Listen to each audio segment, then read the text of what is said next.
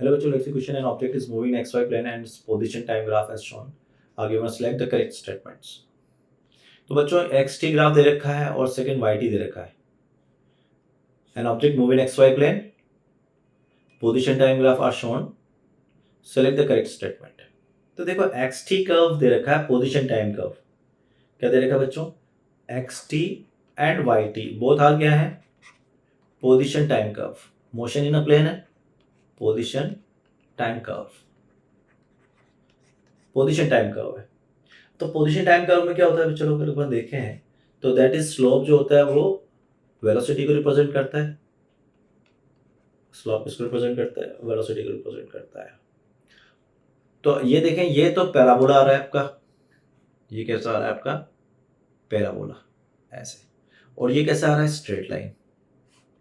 ये बता रहा है स्ट्रेट लाइन yt. यहाँ देखो ये स्ट्रेट लाइन क्या बता रहा है, ये कर्व बता रहा है, यहाँ स्ट्रेट लाइन जो है वो ये बता रहा है कि इसकी स्पीड कांस्टेंट है हमेशा. स्पीड क्या है, यानी कि y डायरेक्शन में स्पीड कांस्टेंट है. y direction having speed constant, having speed constant.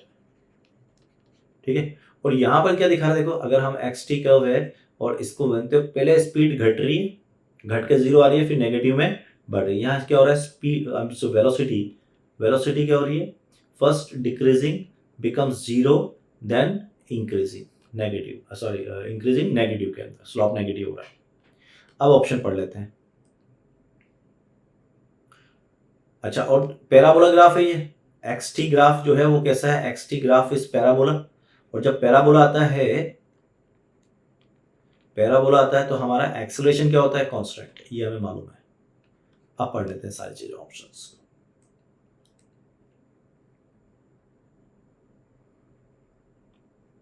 Motion of object is non uniform acceleration. गलत बात.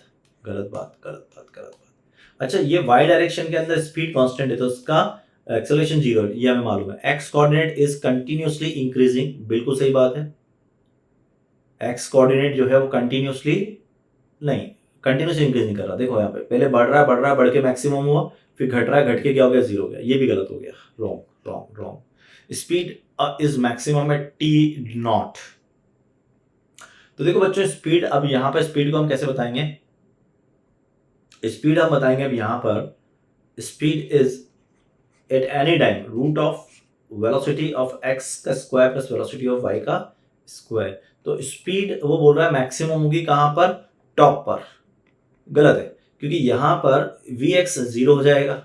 अगर vx जीरो हो गया, vy तो कांस्टेंट है, तो स्पीड यहां पर मिनिमम होगी. स्पीड इज मिनिमम, स्पीड क्या होगी, मिनिमम. गलत है ये.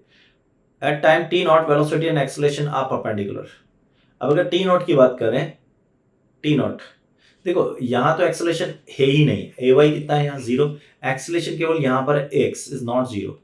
ठीक है. और यहां पर जो हो रहा है वो वेलोसिटी के दो कंपोनेंट है. एक आपका अगर देखें यहां पर अगर देखें एक्सेलरेशन कैसा लग रहा है, क्योंकि रिटार्ड हो रहा है, यहां रिटार्ड हो रहा है एक्सेलरेशन. तो केवल और केवल अगर हम देखें इस चीज को, टी नॉट पर velocity and acceleration are perpendicular. बिल्कुल सही बात है, क्योंकि एक्सेलरेशन जो है हमारा वो कैसा है, अगर यहां देखें x कैसा है, नेगेटिव एक्स डायरेक्शन के अंदर. ठीक है. और यहां पर x तो जीरो है, ay तो जीरो है यहाँ पर. इसका मतलब जब इस t नॉट पे बात करूंगा तो t नॉट पे केवल क्या होगी, ay होगी, वेलोसिटी होगी y डायरेक्शन में. अगर मैं बात करूं एट टॉप पर, अगर मैं हाईएस्ट पॉइंट पे बात करूंगा तो क्या होगा, उसके पास केवल वेलोसिटी होगी in y direction.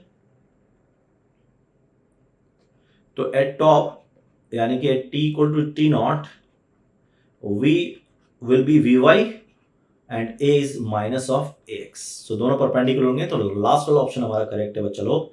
So right answer of the question is what, fourth. Best of luck.